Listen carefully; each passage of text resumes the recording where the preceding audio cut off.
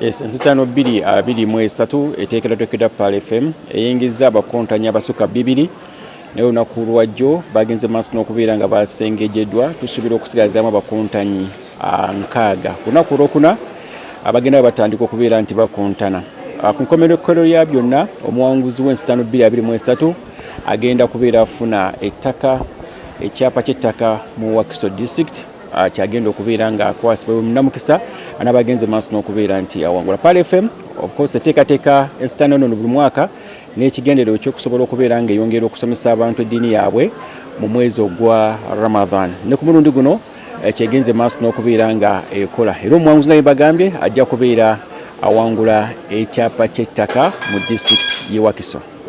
Amannya nze Kayongo Hakim muzukulu wa Jjajja Budda era nga nze ssentebe ow'ensiitaano ey'omwaka 2023.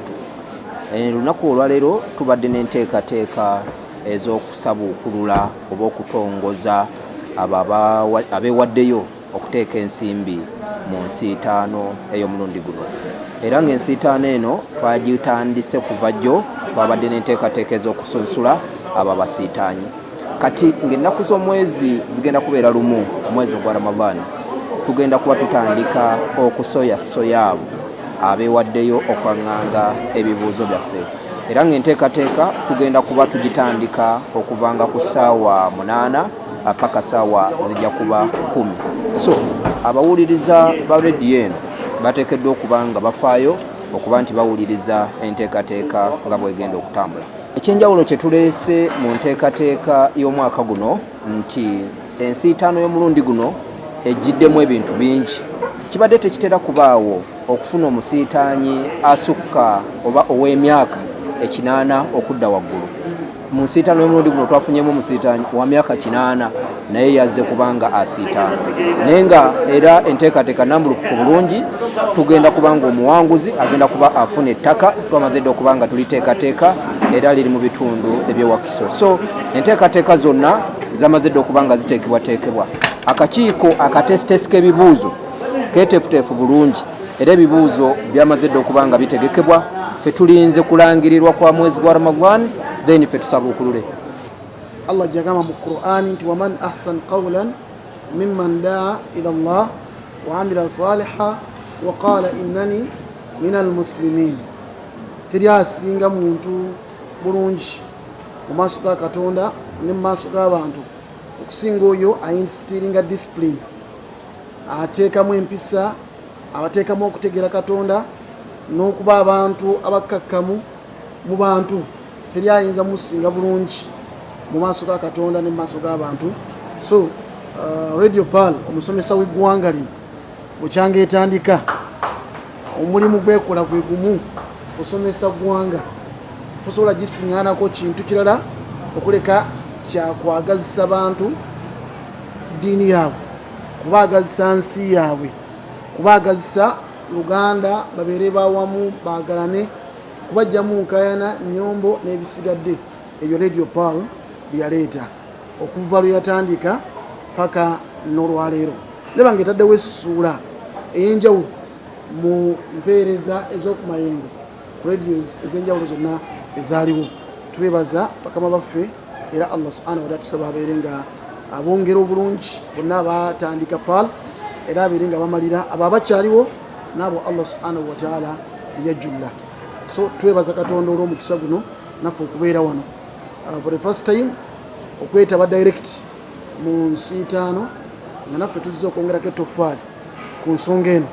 Twebaza Katonda olw'ekyo naye nga sinnabaako kyendukira kirala. Nebaza management byonna bye mukola birungi ne programu y'ensiitaano eno. Nsiitaano yaffe ya mu ddiini ne mu Qur'ani Allah atugamba nti wa fi dhalika falyatanafas almutanafisun. Mu Qur'ani mu nsonga zino ez'eddiini, mu nsonga z'abantu okumanya kyonna kino, abantu babeere nga bavuganya, buli omu abeere nga abaako n'eddaala ery'enjawulo. Tulondemuuko ani anaaba asinze, ani asukkulumye ku banne, ate babeere nga baweebwa ebirabo.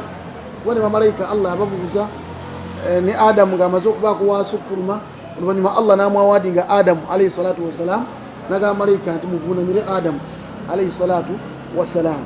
Kati omuntu webanga bakontanye ne basindana mu nsonga ez'enjawulo ng'ate bali ku bulungi, abo nno baba basaana nabo okwebazibwa nebazibwa ennungi. Abantu mu nsi tubalaba bavuganya beauty contest, simanyani miss gundi, ensi yonna bintu ebyenjawulo.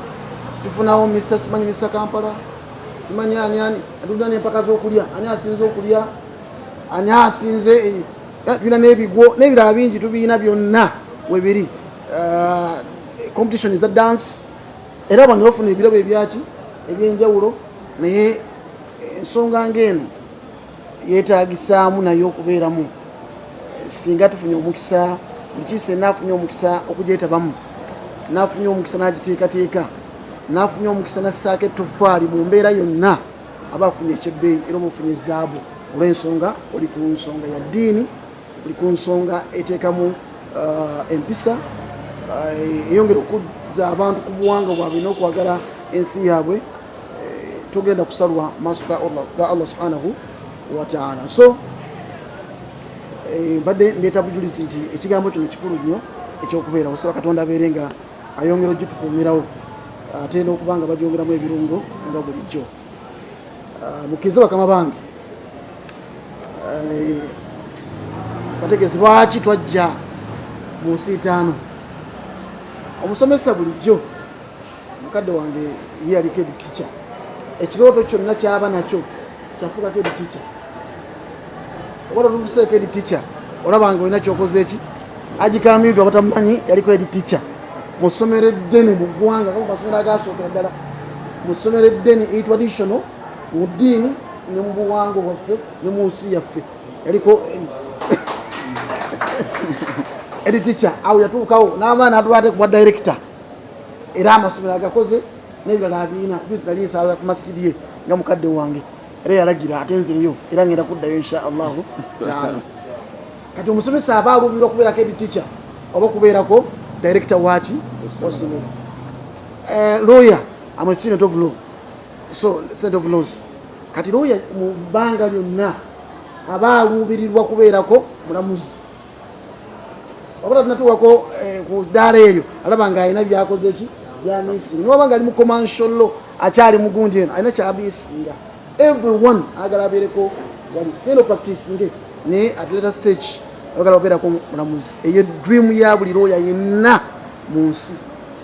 Buli musiraamu yenna Ramazani amusiibye, mizikiti azimbye, naye omuntu kasomugambako Kaaba, kasomugambako ku Makka, kasomugambako kubuuza Sonko ajja kubulya. Sonko, Maulana Sonko, umubuuze Sonko Musa ajja kubulya ku haram ne Kaaba kyeki ne waba avudde wano embeera ki gy'abeeramu. So a dream ya buli musiraamu yenna genda kuludda wa Makka. Ntugamba naffe abatawakal travels for Hajj and Umrah services n'ebirala tubikola, naye naffe tugende ku musiitaano directly tubeereko ettofa etongerako ng'omusiitaani n'abasinze abeere nga awangula ekirabo ekya Umrah. December ajja kuba agenda insha Allahu taala. Assalamu alaikum warahmatullahi wabarakatuhu. Nze Haji Dirisa Sendegera Kamya, nga tukola n'ekitongole ekiyitibwa Sedika Real Estates Uganda, ng'ogwaffe gwa kugula na kutunda ttaka. Kakati ensonga enkulu eyatuweesezaayo ettaka eri omusiitaanyi anaaba awangudde kwe kwongera amaanyi mu bakontanyi, mu basiitaanyi bongere okukola okunoonyereza mu nsonga zaffe ez'obusiraamu, kubanga ekigendwa kya kusikiriza abantu abo era kusitula umma bakole okunoonyereza ate bakusaasaanye mu balala, kubanga bangi nnyo abatamanyi ate tebamanyi nti tebamanyi. So bwe wabaawo omuntu ng'oyo avuddeyo n'akola okunoonyereza ku bibuuzo ebimubuuzibwa ng'ate ddala bya ddiini yaffe, kulaakulanya busiraamu kyekigendeerwa.